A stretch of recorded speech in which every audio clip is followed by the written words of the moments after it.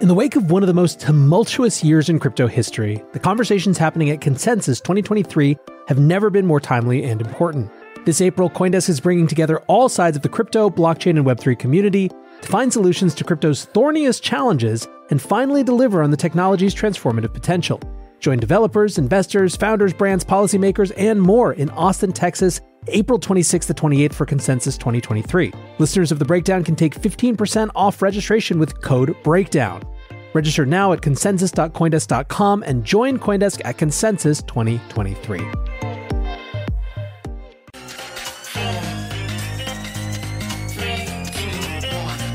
Welcome back to The Breakdown with me, NLW. It's a daily podcast on macro, Bitcoin, and the big picture power shifts remaking our world. The Breakdown is produced and distributed by Coindesk. What's going on, guys? It is Sunday, April 2nd, and that means it's time for Long Reads Sunday. Before we get into that, however, if you are enjoying The Breakdown, please go subscribe to it, give it a rating, give it a review, or if you want to dive deeper into the conversation, come join us on the Breakers Discord. You can find a link in the show notes or go to bit.ly/breakdownpod. All right, friends, happy Sunday. I think when I think about it, when we look back at what this week was about, there are a number of possibilities. It could be the week that Binance was sued by the CFTC. It might be the week that Do Kwon was arrested. But I think one of the contenders, certainly, is that this was the week that Elizabeth Warren, a U.S. senator, openly declared war on crypto. What do I mean by that? Well, Senator Warren took an article headline from February, which read, "Elizabeth Warren is building an anti-crypto army," and put it front and center in her fundraising materials for her re-election campaign. The phrase they used was literally anti-crypto army. If that doesn't seem like a declaration of war, I just don't know what does. Which brings us to this week's Long Read Sunday piece. It's by the Coindesk Editorial team, specifically Kevin Reynolds, and is called "It Sure Looks Like the US is Trying to Kill Crypto." The subheading is, "The federal government's recent actions against crypto are, rightly or wrongly, widely perceived as a coordinated attempt to maim digital assets. This risks sending a vital industry overseas without actually protecting investors." Now, as you'll see, what makes this a little bit different from other Coindesk pieces is that this is not just the opinion of one author, but instead is presented as the editorial position of the Coindesk staff itself. As I mentioned, it's written by Kevin Reynolds, Coindesk's editor-in-chief. "When walking my dogs, I often run into a septuagenarian named Harry, not his real name, a former New York City detective who each morning feeds a colony of stray cats at a nearby golf course. We've bonded over animals, but that's where the touchy-feely part of Harry starts and ends. His worldview includes belief in several QAnon conspiracy theories, and that another American Civil War is around the corner. He's been waiting for the quote-unquote signal. Sometimes I engage with Harry, other times I just listen. Sometimes we talk about cryptocurrency while he says hello to the pups. A couple of days ago, I told him it's been a rough stretch for the sector, with a banking crisis and government pressure ramping up fast. He responded quickly. Did you really think that central banks and governments would allow a competitor to fiat money to exist? That stopped me cold. Here he was, spouting a conspiracy theory that I'd been finding increasingly hard to argue against. Over the course of just a few weeks, it has become increasingly easy to believe, rightly or wrongly, that in its understandable desire to do something in the wake of the collapse of cryptocurrency exchange FTX, the regulatory and administrative state of the United States of America is trying to kneecap, if not out-and-out neuter, all of crypto as a technological project within its borders. As conspiracies go, this one doesn't need much suspension of disbelief. Even well-placed observers, including former regulators, have characterized this as a coordinated attack. Heck, the current administration's animus against cryptocurrency is clear in official statements. And then there's all the actions. After ignoring industry pleas for guidance and regulation for years, the US government seems to be going after all parts of crypto with a vengeance. This assault has included a series of enforcement actions by the Securities and Exchange Commission against regulated US crypto entities including Kraken and Coinbase, while just this week, the Commodity Futures Trading Commission sued Binance. The Biden administration last week also released its economic report of the president, which made the case that cryptocurrency is not a useful technology, while focusing on a series of crypto-inspired criminal frauds that unfolded in recent years. My reasons for disbelieving that there is coordinated ill intent are twofold, one rooted in idealism and the other cynicism. First, this is the US, the land of opportunity and freedom. A deliberate attack against the economic freedom that crypto represents would run against this country's values. Second, this is the US, the land of crumbling infrastructure. Our leadership can't even muster the coordination necessary to repair the country's bridges and railways. It is too depressing to imagine they might be more aligned on destroying the financial infrastructure of the future than maintaining the physical infrastructure of the present. Supporting the lack of coordination side of the argument is how the CFTC, in its suit against Binance, claims the cryptocurrency Ether is a commodity, while the SEC and the New York Attorney General both argue it's a security. But whether this is a coordinated effort against crypto or not may be irrelevant. Some people are convinced it's real, and not just my friend Harry. The idea is rampant now. The US has it in for crypto. So some firms are looking at moving overseas, while others are worried they will lose or be unable to obtain bank accounts. And it's not just industry folks who believe this. Bankers, for instance, are declining invitations to speak at crypto gatherings, fearful of painting targets on their institutions' backs. Without a significant change of course by the Biden administration, the view that the US is anti-crypto will soon become too entrenched to uproot. The fact that most of the US government's actions have been punitive rather than constructive is a huge factor. Regulators in the White House need to make it clear that crypto has a future on US shores. And there's no better way to do it than by giving the digital asset industry the clarity it has been begging for. Blueprints for a more appropriate framework have been laid out in proposed legislation such as the Lummis-Gillibrand Responsible Financial Innovation Act in the Senate. We, along with much of the crypto world, would welcome such clarity, but regulators and many other lawmakers seem reluctant to provide it. Existential threats.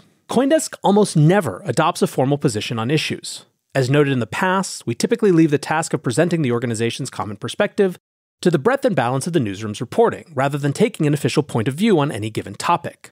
That we are doing so here reflects our view that, in this case, our position should be made clear. The editorial leadership believes the threats facing crypto, due to recent US actions, regardless of whether they're deliberate, are existential enough to merit taking a stand on behalf of a technology and industry that are a potential good and a force for economic empowerment. We do not believe these attacks will succeed in their stated goal of protecting Americans from fraud and scams. Early reactions suggest it is highly likely to push technological innovation outside of US borders. This would, among other impacts, make entirely fraudulent activities indistinguishable from legitimate efforts at innovation for all but the most savvy insiders. We are alarmed by signs the crackdown exceeds the authority of regulators under current law and violates the spirit of freedom and innovation that underpin the US and the cryptocurrency world. It looks like regulators are attempting to block cryptocurrency firms from accessing conventional banking services. Former Congressman Barney Frank, architect of stricter banking regulations following the 2008 financial crisis, has alleged that Signature Bank, where he was a board member, was forced into liquidation by the New York Department of Financial Services because, quote, regulators wanted to send a very strong anti-crypto message. NYDFS has denied that allegation. But the claim seems to be supported by banking authorities' recent moves. On March 16th, Reuters reported the Federal Deposit Insurance Corporation was requiring potential buyers of Signature Bank to pass over the bank's crypto clients, essentially denying them further banking services. The FDIC denied this, yet when the sale went through, crypto customers were indeed excluded from the acquisition. Some have dubbed this sub rosa effort Operation Chokepoint 2.0, an apparent sequel to an Obama-era campaign to debank legal but politically undesirable businesses including gun manufacturers and payday lenders. These measures appear to circumvent not only due process, but to repeat violations for which previous administrations have already been firmly disciplined by both legislators and the legal system. Strikingly, the current head of the FDIC, Martin Grunberg, was an architect of the original Operation Chokepoint. That effort was ultimately met with a wave of lawsuits and hearings that, by and large, concluded the government had abused its power. In part to help settle various lawsuits, the FDIC promised internal reforms to prevent regulatory overreach against legal businesses, including putting an end to unwritten suggestions to banks about their choice of customers. The sincerity of that promise now seems questionable. Coindesk is working to uncover the real story behind recent incidents and discover whether there is really a coordinated effort to starve the crypto industry. But the appearance of the abuse of government power is enough to justify raising an alarm, even before the full picture is clear. Indiscriminate daisy cutter. This appearance of an unstated anti-crypto agenda must be distinguished from recent legal actions against specific swindlers who have victimized the crypto world. We know very well that crypto, like many frontier technologies before it, is extremely appealing to fraudsters. We applaud the prosecution and likely imprisonment of alleged criminals including Do Kwon and Sam Bankman-Fried. But denying that developers of cryptocurrency tools and the creators of cryptocurrency services the ability to manage their dollar funds in US banks is not an anti-fraud measure. It is a daisy-cutter bomb likely to cause indiscriminate carnage. Failing to establish a clear framework for the regulated issuance of digital assets, similarly, ultimately makes fraud harder for consumers and law enforcement to stop, because it eliminates any route to legitimacy for even the most high-minded digital asset-based projects. This apparent effort to strangle crypto is also having significant knock-on effects, as mentioned earlier. Bank officials are markedly less willing to speak on the record about crypto, or to take part in public panels on the subject, believing that they will somehow fall afoul of regulators. And forget about trying to get a central banker to speak on the record. As a result, the debate over the future of the industry risks becoming a pro-crypto echo chamber, rather than a crucible from which real truths and real innovations can emerge. There is also the risk of crypto becoming politicized. The digital asset community has often shunned party politics, preferring to uphold larger principles of freedom and personal autonomy. In fact, constructive bipartisan crypto legislative proposals have largely been the norm. Most notably, the comprehensive bill sponsored by Senators Cynthia Lummis, Republican from Wyoming, and Kirsten Gillibrand, Democrat from New York. But now the perception that the administration is anti-crypto is threatening to destroy that open collaboration. How someone feels about crypto could soon depend on political affiliation. No one wins if that happens. Cryptocurrency does have real-world uses and benefits, including serving as a financial alternative for those facing repression and violence around the world. In just one example, cryptocurrency allowed $100 million in aid to quickly reach Ukraine in the wake of Russia's invasion, faster than aid was able to move through more formal government channels. More broadly, crypto has become a nexus of advocacy for tools that resist the dangerous concentration of digital power in the hands of companies whose hordes of data make surveillance and censorship their primary stock in trade. The worrying rise of surveillance capitalism is a topic of clear concern for many of the legislators whose authority bank regulators currently appear to be usurping. While speculation drives much of the market activity in digital assets, much like the market for technology stocks, their prices are also driven by real demand from current users. Billions of dollars in value move around the world over the Bitcoin network every day. Un-American. Bitcoin and many other cryptocurrencies would survive even a sweeping, indiscriminate regulatory crackdown functionally unscathed. That's their entire point. These systems were conceived with the goal of empowering individuals to control their own fates in the digital era, separately from government and corporate structures. In this respect, cryptocurrency tests principles of government restraint foundational to the American ethos. The religious, free speech, and other rights enshrined in the U.S. Constitution are blueprints for the spread of liberty around the world. They have helped increase human flourishing, happiness, and wealth for millions. These protections seem normal to many Americans now, but they were once considered dangerous and destabilizing forces by established powers. To this day, even on American soil, authoritarians persistently return to old habits, seeking the illusion of safety through censorship and restriction. Given that reality, it will clearly be the project of many years to make financial autonomy as much of a taken-for-granted protection in democratic societies as freedom of speech and religion are today. If I'm wrong, and authorities do intend to restrain that progress, they should declare that goal openly and pursue it through transparent democratic channels. I hope my conspiracy theory-believing friend is incorrect, and the Biden administration is not out to kill crypto. Assuming that's the case, the White House needs to clearly demonstrate its positive intent. For instance, it should support a bipartisan effort to legislatively mandate that the SEC establish clear guidelines on securities laws as they pertain to digital assets. Given the rampant cynicism that has erupted in response to the government's heavy-handed actions towards crypto, nothing short of that will make the industry believe it doesn't need to flee the US in search of safety. Go ahead, prove Harry wrong. All right, guys, back to NLW here. Great piece by Kevin, and glad to see Coindesk taking this position. I've talked a lot in various interviews about how, to some extent, it doesn't matter if the entirety of the government apparatus is explicitly out to kill crypto and doing so in a coordinated fashion. What's clear and basically inarguable is that there is a meaningful portion of the US political apparatus, who are not trying to hide it, by the way, who are out to get rid of crypto. Those voices have been emboldened by what happened last year. For these people, the argument that they're pushing innovation offshore will not make a difference. They do not believe that this is innovation. They do not believe that crypto has value.